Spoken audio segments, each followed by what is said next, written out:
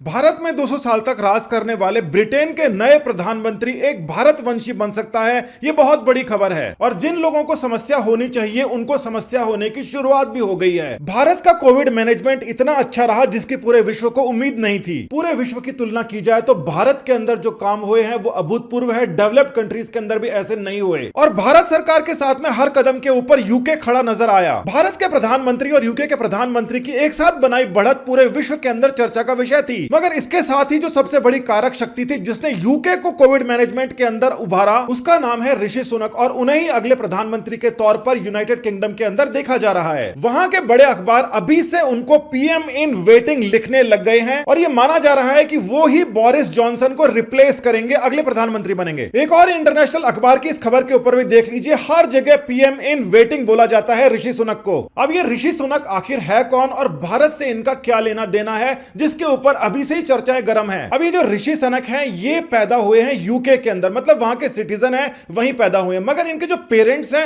वो पंजाब से थे। अब यहां पर जो उनकी वाइफ है वो भी एक बहुत ही इंपॉर्टेंट इंडियन पर्सनैलिटी की डॉटर है जिनका नाम है नारायण मूर्ति और ये इंफोसिस के चेयरमैन हैं। इंफोसिस के चेयरमैन प्रधानमंत्री मोदी के साथ में बहुत ही ज्यादा घनिष्ठ माने जाते थे पहले से। 2009 की ये खबर है, यानी कि उस समय मोदी चीफ मिनिस्टर थे, प्रधानमंत्री नहीं थे और ये चाहते थे कि नारायण मूर्ति उनकी गवर्नमेंट को एडवाइस करें। इसके बाद में 2014 के अंदर मोदी प्रधानमंत्री बन जाते हैं और साथ ही के साथ में एक बड़ी बात होती है, इसी समय बहुत ही कम उम्र में 36 साल की उम्र के अंदर Rishi Sunak chancellor of the exchequer बन जाते हैं। यानी कि देखा जाए तो वो क्वीन का पूरा जो ट्रेजर है उसको मेंटेन करते हैं, वो वित्त मंत्री हैं एक प्रकार से। और कोविड के समय में यूनाइटेड किंगडम की अर्थव्यवस्था को संभालने में इनका सबसे बड़ा योगदान रहा है। अब यूनाइटेड किंगडम के जो प्रेजेंट प्राइम मिनिस्टर हैं वो बोरिस जॉनसन है, मगर इनके ऊपर कोविड के दौरान काफी आरोप लगे हैं, तो यूके के अंदर इनकी पोजीशन थोड़ी सी डाउन हुई है और इनकी काफी अप हो गई है। बोरिस जॉनसन बहुत ही बढ़िया नेता है, इंडिया के लिए तो बहुत ही बेनिफिशियल रहे हैं, मगर फिर भी वो कभी कभार ऐसी कुछ बातें कर देते हैं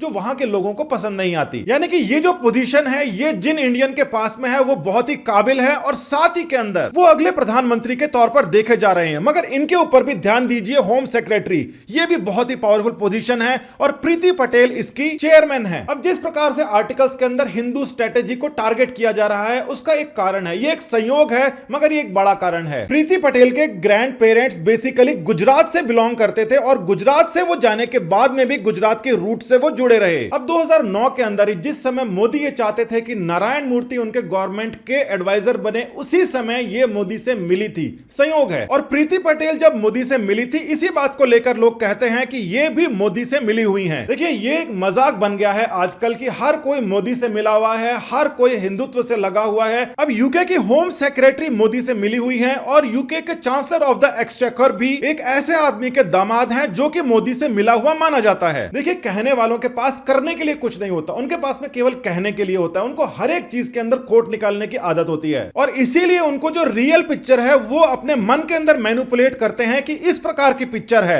मोदी ने आधा कब्जा कर लिया है यूके के ऊपर। बड़े स्तर के ऊपर माना जा रहा है कि कमला हैरिस जो बाइडेन को रिप्लेस कर सकती हैं। ऐसा करने पर यूएस, यूके और इंडिया जो साथ में आ रहे हैं इसको लोग अलग ही प्रकार की स्टोरी बना देंगे और यही लोग इस प्रकार की जो फोटोएं हैं वो इस प्रकार से देखने लग जाएंगे कि हर जगह मोदी ही मोदी है। देखिए भारतवंशी और हिंदुइज्म को जो टारगेट करते हैं वो लोग हिंदुत्व के बारे में जानते नहीं है कि हिंदू कहीं पर भी जाता है, जिस जगह जाके काम करता है वहां के लोगों की भलाई के लिए काम करता है, वो किसी साजिश के अंदर इन्वॉल्व नहीं होता, कम्युनिटी एज अ होल। और चाहे यहां पर चारों के चारों भारत मूलवंशी हो जाए, मगर ये जिस देश के अंदर काम कर रहे हैं उस देश की तरक्की के लिए ही सोचेंगे और साथ ही के अंदर वर्ल्ड पीस के बारे में सोचेंगे, टॉलरेंस के बारे में सोचेंगे, जिसके बारे में दूसरे लोग शायद कम सोचते हैं। और आप क्या सोचते हैं इस बारे में वो भी आप जरूर बताइएगा। नमस्कार, धन्यवाद, जय हिंद।